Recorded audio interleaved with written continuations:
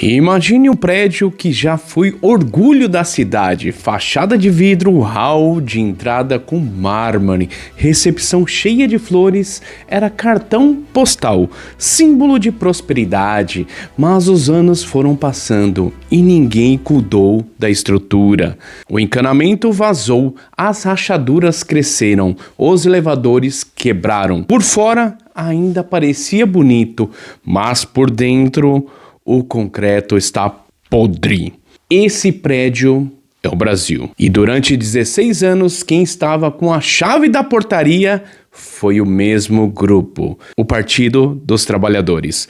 Lula, Dilma, Lula de novo. E hoje esse prédio está no limite. A cada rajada de vento balança, a cada chuva forte inunda, a cada decisão errada perde mais um andar. E quando ele cair, porque se nada mudar, ele vai cair. E não vai ser só o zelador ou o síndico que vão se machucar. Vai cair sobre nós. Inclusive o senhor João, que está lá no último andar tentando segurar a vida com as próprias mãos. E hoje eu vou te mostrar em detalhes como esse prédio foi sendo destruído por dentro e como o PT transformou o Brasil em um lugar instável para investir, arriscado para fazer negócios, tóxico para empreender e hostil até com seus próprios parceiros internacionais. Eu vou te mostrar como a propaganda de inclusão social foi, na verdade, um mecanismo de dependência estatal. Como o maior escândalo de corrupção de nossa história tirou bilhões que poderiam estar em escolas, hospitais, estradas, segurança, e como um presidente que já foi condenado em todas as instâncias e que nunca foi condenado, apenas teve seus processos anulados por questões técnicas e voltou para a presidência prometendo o que já não tinha entregue antes. E como no meio disso tudo, o brasileiro, como o senhor João, que só queria trabalhar, sustentar a família e viver com dignidade, foi empurrado para o beco sem saída e sufocado por impostos, inflação e insegurança. E Lula assumiu em 2003, prometendo acabar com a fome e colocar o Brasil entre as potências globais.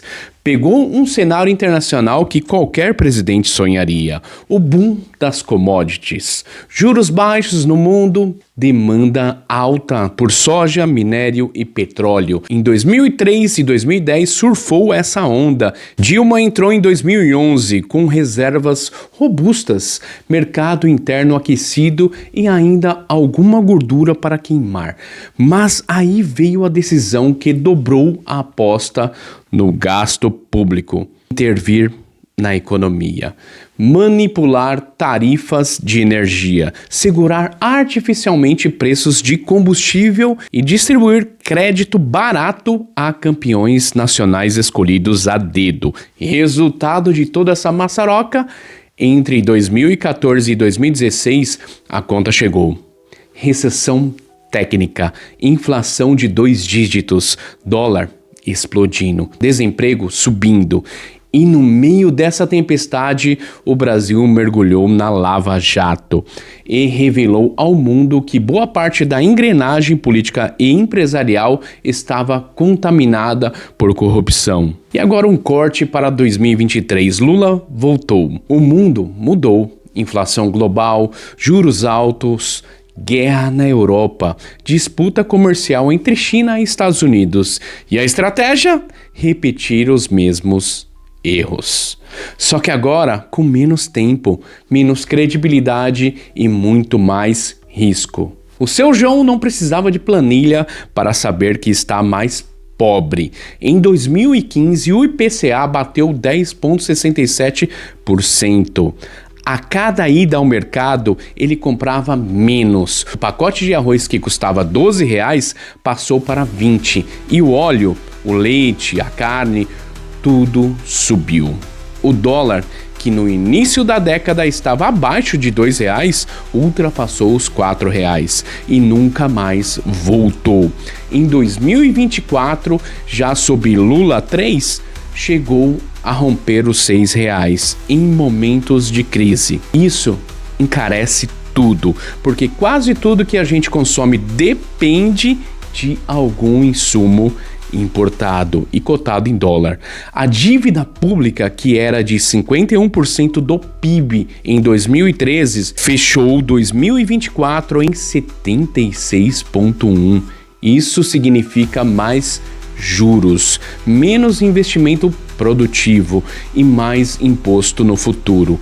E o PIB per capita hoje é menor do que 2013, ou seja, em média, cada brasileiro produz menos riqueza do que há mais de 10 anos atrás. Enquanto isso, países como Chile, Coreia do Sul e Turquia avançaram, investiram em tecnologia, educação, acordos comerciais. Nós ficamos discutindo o passado, enquanto o mundo passava à nossa frente. O Sr. João continua no mesmo emprego há anos. Mas a vida está mais cara, os boletos mais altos e o salário cada vez mais curto. E o povo ficou mais pobre e o Estado mais gordo. Essa frase não é só um recurso de efeito, é a síntese do que aconteceu. Enquanto o Seu João cortava o churrasco do fim de semana, trocava a carne por frango, deixava de viajar, atrasava a troca do carro e parcelava a conta de luz. O Estado continuava inchado, contratando, criando cargos, ampliando gastos e alimentando uma máquina que não devolve em serviços a mesma proporção que tira impostos. E como se o prédio estivesse caindo aos pedaços, mas o síndico usasse o dinheiro do condomínio para contratar mais porteiros para abrir a porta, que já está quebrada, ao invés de consertar a estrutura. Em 2011, o Brasil era a 6ª economia do mundo. Hoje está em 12º lugar. E não é porque os outros cresceram muito mais rápido. É exatamente isso. Enquanto países emergentes como Vietnã, Indonésia e Índia abriram suas economias, fecharam acordos, atraíram indústrias, nós fomos na contramão. Agora, turbinado pelo novo IVA, o Imposto sobre Valor Agregado, não conseguimos entregar serviços públicos decentes. No prédio do Brasil, a arrecadação é como se cada morador fosse obrigado a pagar o condomínio mais caro da cidade. Mas o elevador continua quebrado, a luz do corredor queimada e o encanamento estourado. Só que lá fora, nos prédios vizinhos, os moradores pagam menos e recebem muito mais. E o Seu João lembra bem o que viu no noticiário: mensalão, petrolão, malas de dinheiro, delações premiadas. A Petrobras, orgulho nacional, aparecia como protagonista de esquemas bilionários de desvios de recursos. Em 2015, a empresa registrou um prejuízo histórico e teve de reconhecer oficialmente perda de mais de 40 bilhões só em corrupção. E a Eletrobras sofreu com a MP 579 de 2012, que reduziu tarifas na marra, desequilibrou contratos e afastou investidores. O resultado? Apagões, falta de investimento e rombos financeiros. Nos Correios, prejuízos bilionários, ano após ano, perda de mercado para empresas privadas e greves intermináveis. E tudo isso com traço em comum: aparelhamento político, gestão ineficiente e uso das estatais como instrumento de poder e barganha. É como se no prédio do Brasil, as empresas responsáveis pela manutenção do elevador, da luz e da água estivessem nas mãos de um amigo do síndico, cobrando caro e entregando um serviço ruim. Prometeram para nós progresso, entregaram atraso. Essa é a segunda camada do retrato, porque não foram só as promessas que não se cumpriram. É que a execução das políticas públicas, quando existiu, muitas vezes piorou a situação. E o remendo mal feito que abre um buraco maior é a pintura nova que esconde a infiltração, até a parede ceder. E o seu João tem um amigo, o Zé, que trabalhou na OGX, aquela empresa que prometia ser a grande petrolífera brasileira privada. Foi demitido quando a empresa quebrou em 2013, na maior recuperação judicial da América Latina até então. Conheceu também gente que trabalhava na Oi, gigante das telecomunicações, que entrou em recuperação judicial em 2016. Saiu em 2022 e voltou a pedir proteção judicial em 2023. A Sete Brasil, criada para fortalecer sondas à Petrobras. E para o seu João, isso significa menos opções de emprego, mais concorrência por vagas, salários mais baixos. É como se no prédio, cada vez que uma empresa fecha, uma porta de apartamento fosse murada, menos portas abertas, mais gente amontoada nos corredores. E o seu João nunca pensou em deixar o Brasil, mas ele vê conhecidos que tinham empresas fechando as portas aqui e abrindo CNPJ no Paraguai, em Portugal, nos Estados Unidos, gente que paga impostos sobre o que lucra, mas também sobre o que não lucra. E por que eles vão embora? Porque o Brasil já tem uma das maiores cargas tributárias do mundo e agora, com o novo IVA, promete simplificar sem reduzir o peso real. Quem produz é esmagado. E no fim, não é o empresário que arca com tudo. Ele repassa o imposto para o preço final do produto. Quem sente é o consumidor.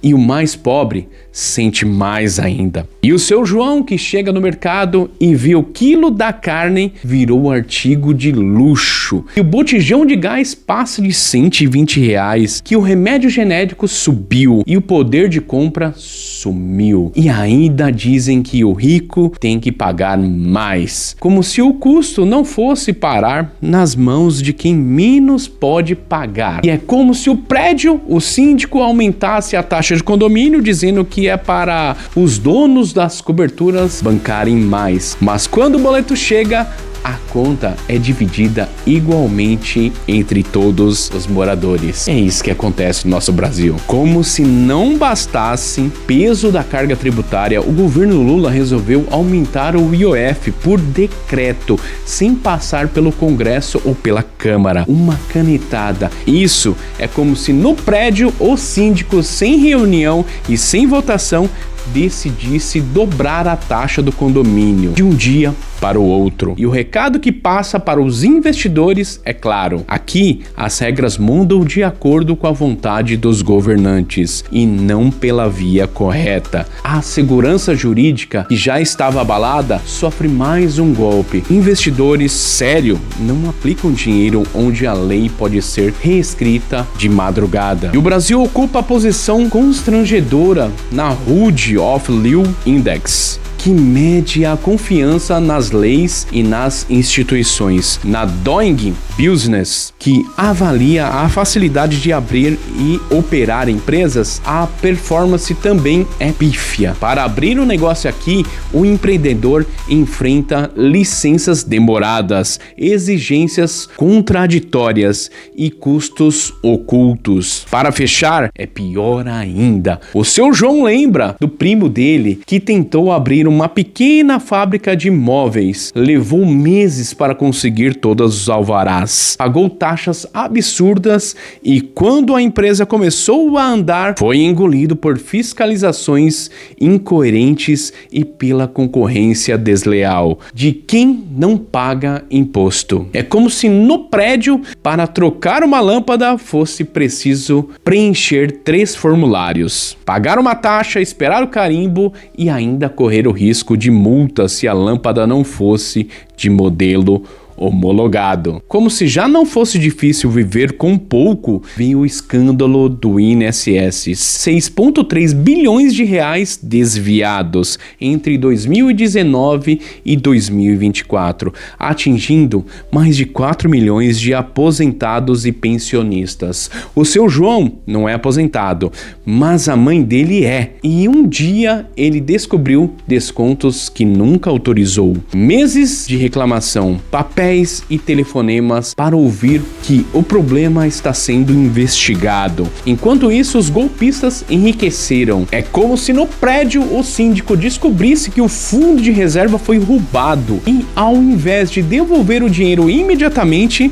pedisse paciência para os moradores enquanto o vazamento na garagem aumentava e as paredes continuavam mofando. E o Brasil é um prédio num bairro onde todos precisam se dar bem, porque trocam produtos, serviços e oportunidades. Mas nos últimos anos, o síndico decidiu brigar com o vizinho, que é o segundo maior cliente e também o maior investidor do prédio ou do país, os Estados Unidos. Por quê? Por falas contra o dólar, críticas diretas à política externa americana e alinhamento a regimes como a Rússia e a Venezuela. No BRICS, que poderia ser uma plataforma de coordenação real, o Brasil virou palanque ideológico. E o risco, é claro, ficar dependente de um único comprador e fornecedor. A China, o seu João, talvez não entenda geopolítica, mas ele entende de mercado. Se você só tem um cliente, é ele que define o